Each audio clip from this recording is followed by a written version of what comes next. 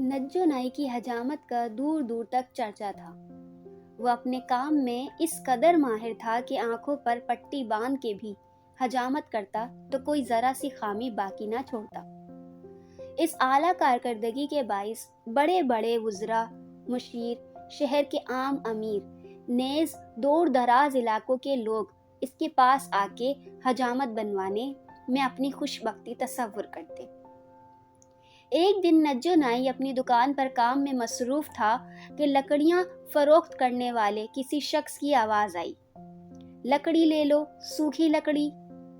नज्जो नाई ने बाहर निकल कर देखा तो उसे वो शख्स गधे पर लकड़ियां ले जाता नजर आया। नज्जो नाई बोला, 2 आने लो और लकड़ी दे दो भाई। 1 मन लकड़ी के सिर्फ 2 आने? तौबा तौबा। लकड़ी फरोश मुंह बना के जाने लगा तो नज्जो नाई उसे देखकर कुछ सोचने लगा। नाराज मत हो, चलो तुम ही बताओ कितने में दोगे? नज्जो नाई चिल्लाया। 4 आने से कम में नहीं दूंगा भाई। सबकी सब लकड़ी? हाँ जी, बिल्कुल सबकी सब। एक भी कम नहीं?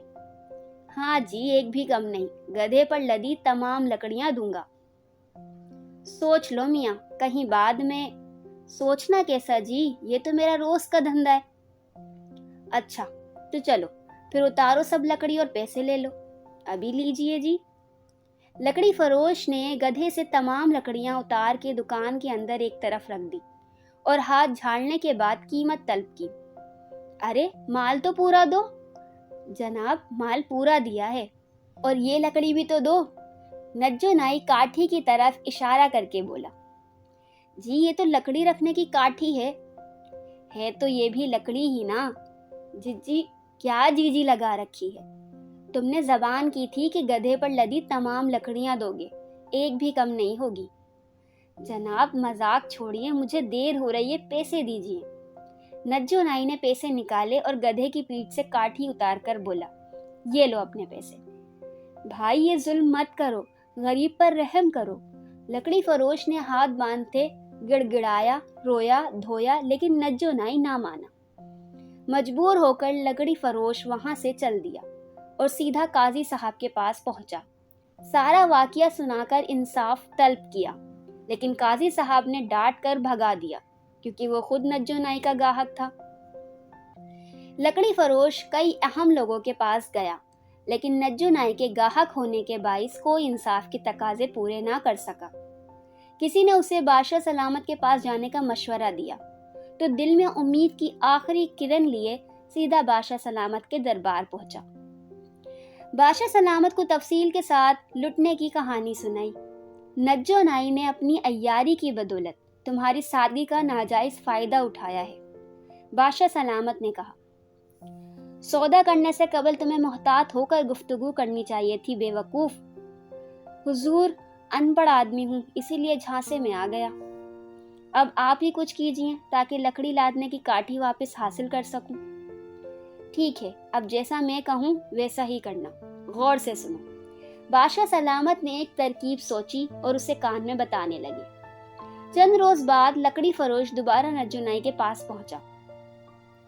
हाँ भाई, बोलो कैसे आना हुआ? नज्जो नाई कैंची तेज करते हुए बोला, भाई बात ये है कि मुझे बादशाह सलामत के महल में मुलाजमत मिल गई है। महल के दारोगा ने अच्छी हजामत बनवाने की शर्त रखी है। ओह अच्छा, फिर?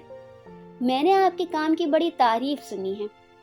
लोग कहते हैं कि आप अपनी महारत से गधे को भी इंसान बना देते हैं। शुक्रिया भाई, ये तो लोगों की मोहब्बत है। बस तो अब मैं भी आपसे मोहब्बत करने वालों में शामिल होना चाहता हूँ। मतलब कि हजामत बनवाना चाहते हो? जी बिल्कुल, एक मैं हूँ और एक मेरा साथी भी है जो मेरे साथ ही महल में काम करेगा। दोनों की हजामत के कितने पैसे लेंगे? दोनों के 4 आने होंगे। मंजूर है। आप पहले मेरी हजामत बनाइए, उसके बाद मेरे दोस्त की बारी होगी। अच्छी बात है। नज्जो नाई ने लकड़ी फरोश को बैठाया और जरा देर में उसकी हजामत मुकम्मल कर दी। फिर बोला, अब फटाफट अपने साथी को बुला लो। लकड़ी फरोश ने असाबत में गर्दन हिलाई, दुकान के बाहर खड़े गधे को हाँक के अंदर लाया। लीजिए जनाब, मेरा साथी आ गया। اس کی چمڑی نرم ہے، ذرا احتیاط کے ساتھ حجامت بنائیے گا۔ یہ کیا مذاق ہے؟ نجو نائی زور سے دھاڑا۔ میں انسانوں کی حجامت بناتا ہوں، حیوانوں کی نہیں۔ باہر نکالو اس گدھے کو۔ دیکھیے، یہ طے ہوا تھا کہ آپ میری اور میرے ساتھی کی حجامت بنائیں گے۔ زبان کا بھرم رکھیے ورنہ میں اجرت نہیں دوں گا۔ اوہ، اب بات سمجھ میں آئی۔ نجو نائی نے لکڑی خریدنے والا معاملہ یاد کرتے ہوئے کہا، انتقامی کارروائی کر رہے ہو، وہ بھی نجو نائی کے ساتھ؟ ٹھہرو تو صحیح، ابھی حجامت بناتا ہوں۔ اتنا کہہ کر نجو نائی نے چھڑی اٹھائی اور گدھے کو مار مار کے وہاں سے بھگا دیا۔ لکڑی فروش احتجاج کرتا رہا، اسے بھی نجو نائی نے دھکا دے کر باہر نکال دیا۔ لکڑی فروش دوبارہ بادشاہ سلامت کے پاس پہنچا۔ نجو نائی کی زیادتی کا احوال سن کر انہوں نے فوراً حکم دیا، نجو نائی کو پیش کیا جائے۔ حکم کی دیر تھی، سپاہی نکل پڑے اور جلد ہی نجو نائی کو گرفتار کر لائے۔ بادشاہ سلامت نے اس پر غصیلی نگاہ ڈالی اور بولے، نجو، تو نے لکڑی فروش سے اس کے دوست کی حجامت کا وعدہ کیا تھا؟ جی حضور، نجو نائی نے سر خم کرتے ہوئے جواب دیا۔ زبان کی اہمیت ہوتی ہے، جانتے ہو؟ جی بالکل حضور، اس بات سے انکار نہیں۔ تو پھر تو نے جو کہا وہ کیوں نہیں کیا؟ حضور، مجھے کیا پتا تھا کہ اس کا دوست گدھا ہوگا۔ گدھا یا انسان، تمہیں زبان کا بھرم رکھنا پڑے گا۔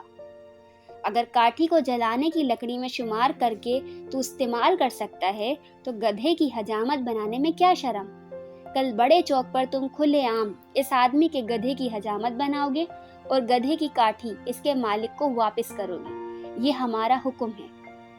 اتنا کہہ کر بادشاہ سلامت واپس محل میں چلے گئے۔ اگلے روز نجو نائی بڑے چوک پر کھلے عام گدھے کی حجامت بنا رہا تھا۔ بڑے ہنس رہے تھے، بچے تالیاں بجا رہے تھے۔ نجو نائی کی عزت خاک میں مل گئی۔ چند روز بعد شرم کے مارے وہ اس علاقے سے کہیں اور چلا گیا۔